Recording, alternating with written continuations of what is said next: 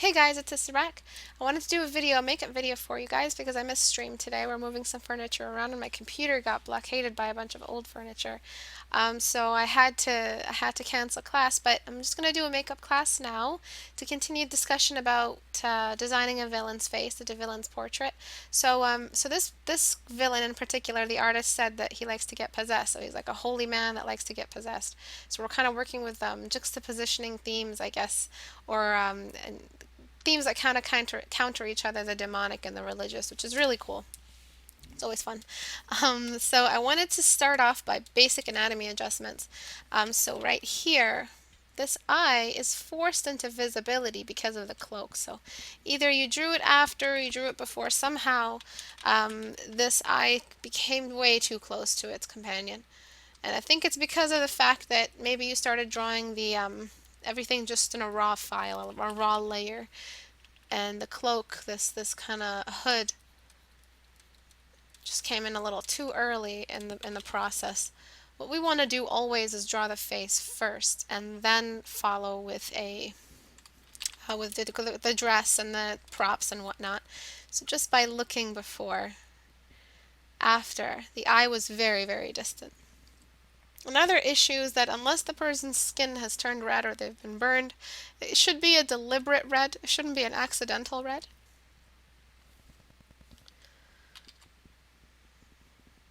So I'm just going to desaturate just around, I have to merge the layers down. Just around here, I'm just going to desaturate all that excessive red. So when we do use red, as you guys know, we've probably finished the sentence, it makes a difference. So right here, there's just a bunch of red splotches, probably because his body's rotting, or so what we want to do is minimize the red everywhere else so that when we do use it, it makes a difference. So let's take a look at the before and after now. Before, way too much red. There's just a lot of red in the room. And then after, the skin feels more like skin. So skin is very yellow. It's not so much that I've taken away the skin tone. In fact, it wasn't the skin tone, it was too red. Skin tone is very yellow and very translucent. When it does have red, it's actual bleeding, so it brings in a whole new pigment. And as the rules say, if an organic substance has one color consistently throughout, that's the color you keep. But the only time that rule changes if you bring in an external pigment.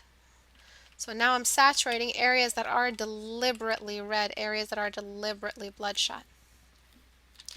I feel like it would be better for us to dehumanize half his face just a little bit and just hide one bit of the eye. This is another thing that I talked about last class this week, which is to remove some of the white in the eyes, which is very brings in associates a lot of humanity to the character, makes them more accessible. And what we want to do is the opposite of that. We want to make them enemies. We want to make them, we're the storytellers, are hired by storytellers, and we're supposed to make them look like the bad guy. So how do we ruin their humanity just a little bit? It sounds so evil. Ruin their humanity. I got a really low res because for some reason the image I was trying to open earlier was not working. And because he's halfway there, maybe what we see is some of the white in the eyes, because we've dehumanized both eyes.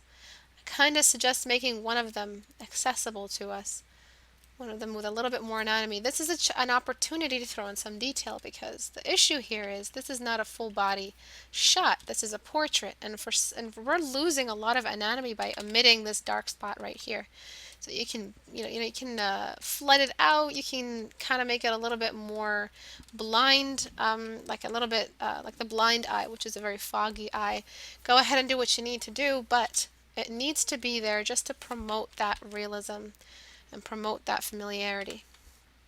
And all that follows is just these areas of relief where we get light coming through, areas that are shiny that get light to them. And so this whole area here is fully exposed to light. This is part of the light spots. So they get light all the way until the cloak hides the shadows and hides that third quarter, or the outer bit of the cube. And I'm just following that in there. I'm going to use dodge tool, and I'm going to follow dodge tool with a desaturation, because what it does is it really likes to mess around with the values. So I'm going to use dodge tool to bring in some shine. His skin is kind of leathery and manipulated and probably really, really scarred. So I'm gonna use the clone tool because I erased some areas without hiding away certain parts that doubled. Next I'm gonna paint in those really dark areas, and this is where we start bringing in that skeleton trope. If you guys remember the skeleton, it has a very angry looking brows. And so we can make the evil happen, but still keep some of the humanity in there so that it's a familiar, or else we're just drawing a monster. What we're drawing here is a villain, a consciousness, not just a blind old monster. We have to make them have a personality. And how can a character have a personality without some eyes to them or some major anatomy visible that we remember, that we look to when we meet someone? We look at eyes, we look at the mouth. And especially if this is a close-up portrait, there needs to be a little bit more consideration for the presence of the eyes and what the eyes are doing for the story that we're telling here. So another thing you can do to really mess with this is to get some splotches of green or blue if you want to make him look a little bit more on the dead side. So we can add those green splotches just under his eyes right here, which will really help against all of that excessive red we've been using. And so when we do use the red, it's with purpose. It's for a reason. So the reds that I do want to use are right here along the waterline of the eye. These are areas that are naturally bloodshot. Other areas that might be bloodshot as well. So maybe this eye is fully taken over. The demon took over this part of the eye, but maybe this one's still cooking. So I'm going to throw a little bit of red just around the eye. Just at the very edges of it, as if it's about to be taken over completely. And that'll work to bring in that realism.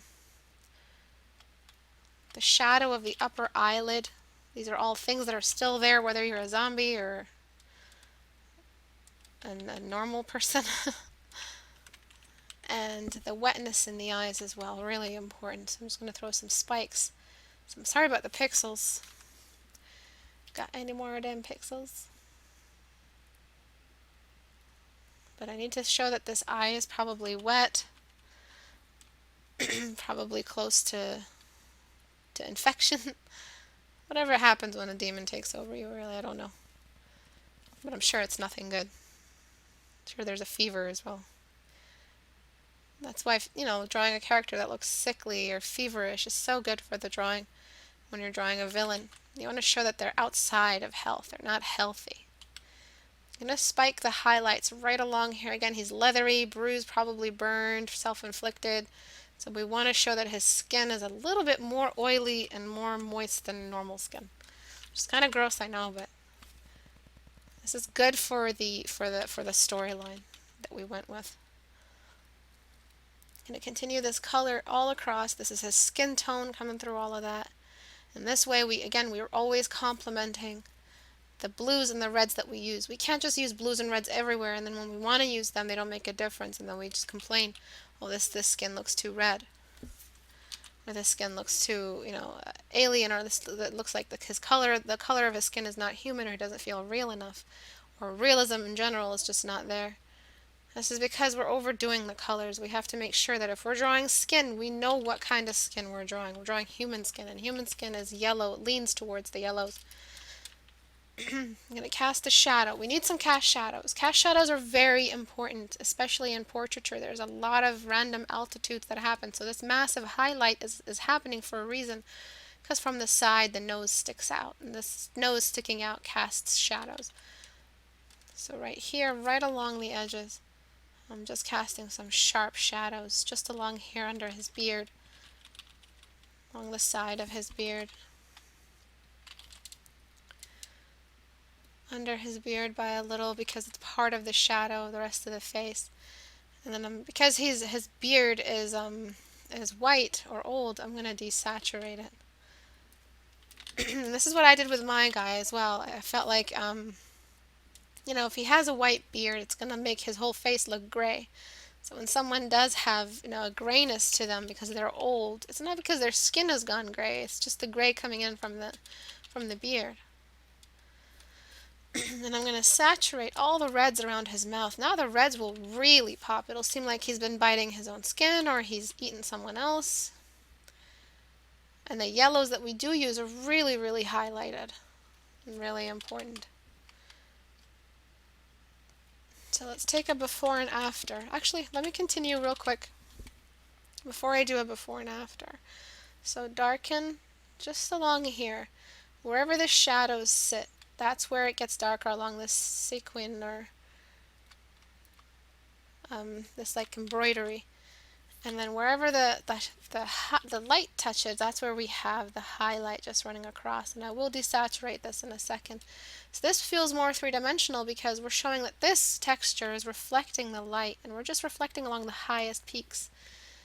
And you'll see this is an amazing little trick. Just along here and along here. And anywhere where we don't have light, we both have a shadow. We have both a shadow and a desaturated color. So this whole area gets desaturated, saturating only where the light happens. So trust me, it still looks gold, but it's not going to be gold in the shadow. There's not enough light to show off the gold. So let's take a look at the before and after now. Before, after. So eyes very, very close together, and his skin looked so red. And I want to show that the redness that's happening is really happening for a reason. So throwing that redness only where it was needed, made it pop, made it feel more gruesome. And you see how the saturation is way too high on these little bands here, this embroidery. And I saturated them only where there's a highlight and threw a highlight in. The background needs to be desaturated as well. Backgrounds are thrown into shadow. And wherever we had a light in the background, so wherever we have a light, like these candles here, that's where you can throw a little bit of extra saturation, because light warrants saturation wherever it goes. This little wart, or I'm not sure what that is, I'm just going to throw that in some shadow. It's a little bit distracting because it's almost as bright as the forehead, which isn't good at all. I recommend some more detail around the beard. The beard feels a little bit hollow. Maybe some more body hair, facial hair across, a little bit more messy, like, the last time he had a shave was before he was possessed. I'm sure when you're possessed you don't have time to shave. I'm almost 100% sure of that. So I'm just going to throw a little bit more just around the edges, around his mustache, casting some shadows off of those. And I'll throw a sharpened layer on top of that so that I can save some time. Yeah, just like this.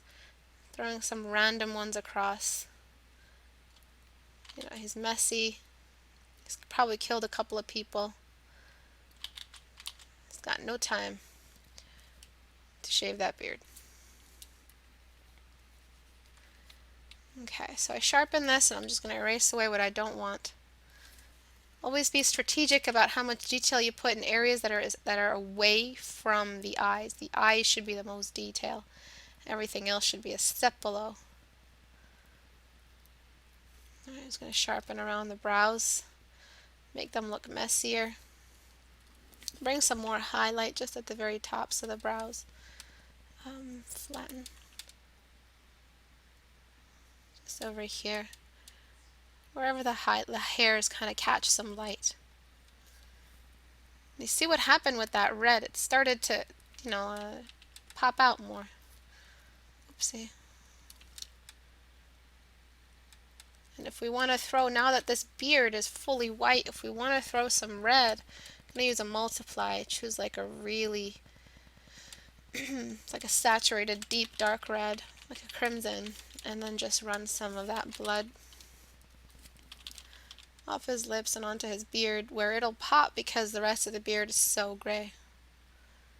And it's just on a multiply layer. I'm going to choose a pretty sharp brush to show the root of that.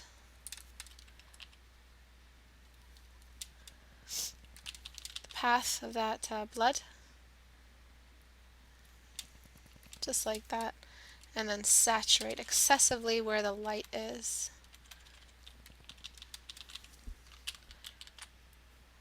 So the dodge tool will really raise that up. And what I usually do is just to make it seem like some of the hair as the blood dried out or whatnot, I kind of just start smudging it again after choosing a path for it. Remember that the mouth is dark. The mouth is a dark spot, so it has to be a certain amount of dark in there in order to make some sense. The yellow teeth are great. I like that. And one last little run over with the dodge tool to bring in some more of those light spots, those light signatures where light touches. So just some areas to show off how leathery his skin is. Just along here, along his lips. Beautiful man, this. Okay, and then again, just desaturating those excessive reds that came from the dodge tool. Just like that. Remember, we don't want to show that their skin is healthy. I don't know if you've ever watched The Exorcist, but that girl's skin wasn't healthy. Okay. So that's pretty much it. The nose seems a little bit broken, so I'm going to jump into liquefy. Yeah, nose can be broken. You can go ahead and break it, and it'll still feel normal because it's like a demented face kind of. So we really want to show off how the anatomy has been changed or perverted. But altogether, I would be careful about just the general symmetry. Things still look symmetrical just a little bit, even when they're broken. They just make sense for the rotation, is what I mean, for the 3/4 view. So I'm just gonna try to duplicate that same kind of cheekbone pattern you had over there. And I think altogether the face is just showing too much. There's too much of the face visible. It's being forced in. When we really take off the helmet, I mean not the helmet, the cloak, we'll see that the face is actually pretty small. The whole head is small. And what I would do is just increase the size, like just like this. And this way we can have fun and hide some of his eye, the one that's shining, under the cloak. Just like that. Actually, let me lower the opacity and just erase away, and we'll see the before and after and how much, what the difference was when we shrank that or enlarged that head. So before, the head felt really small, and now it's kind of nice and hidden.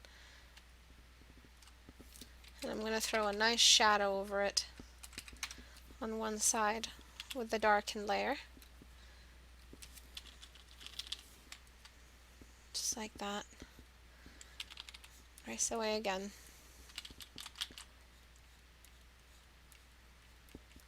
So amazing looking villain, really awesome work.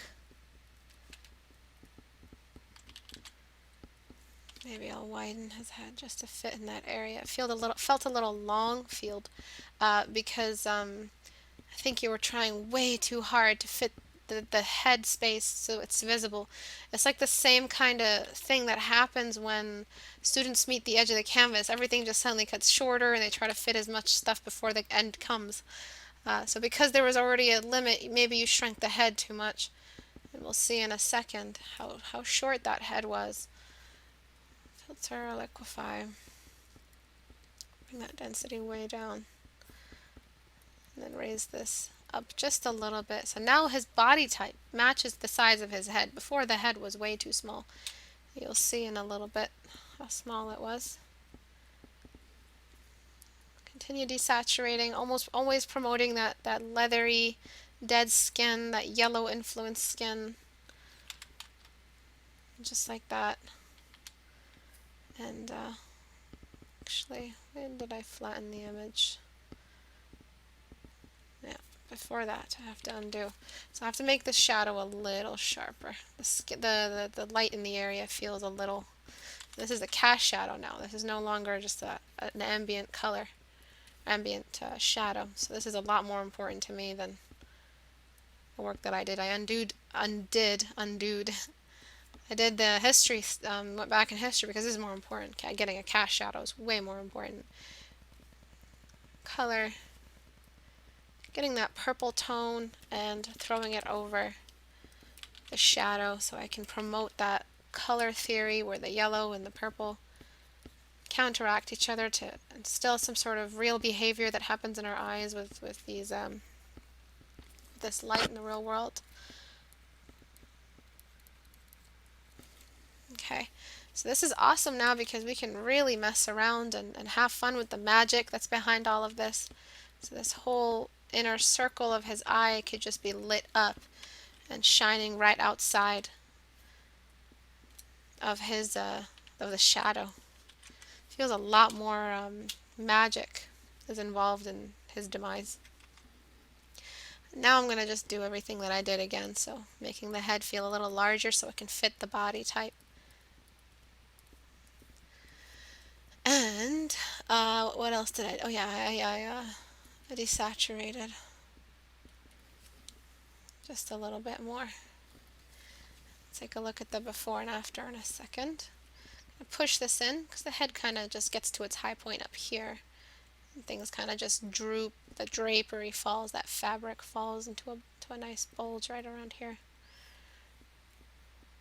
And then continue desaturating the background.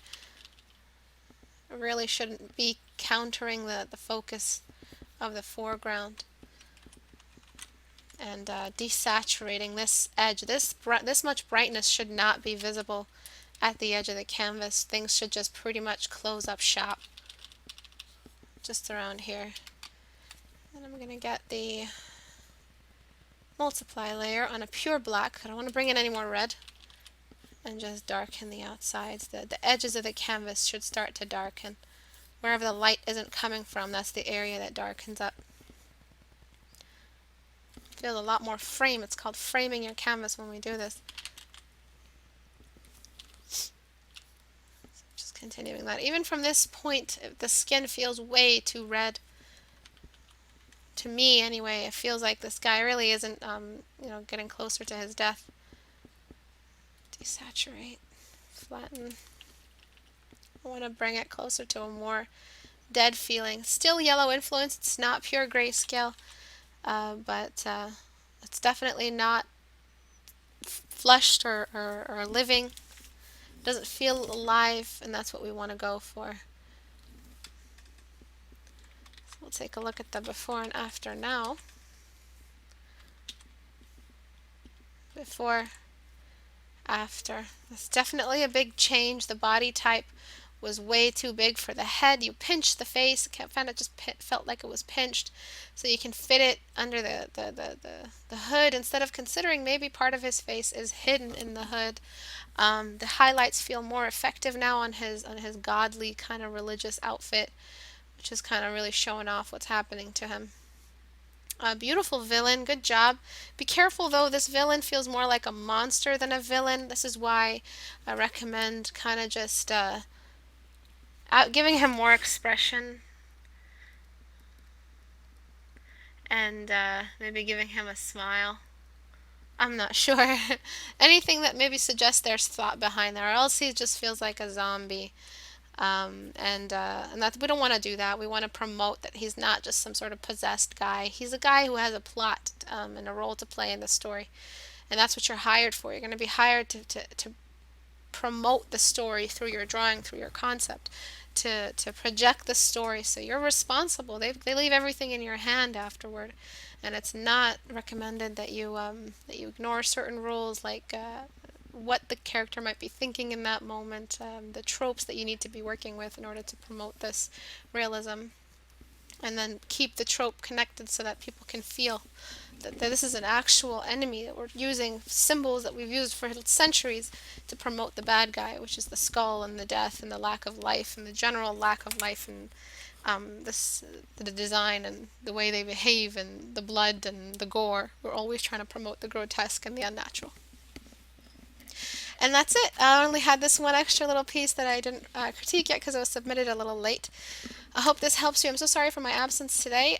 So class is going to be on Tuesday next week, and I will run the poll if I have time for the next theme. Thanks for watching, guys. Bye-bye.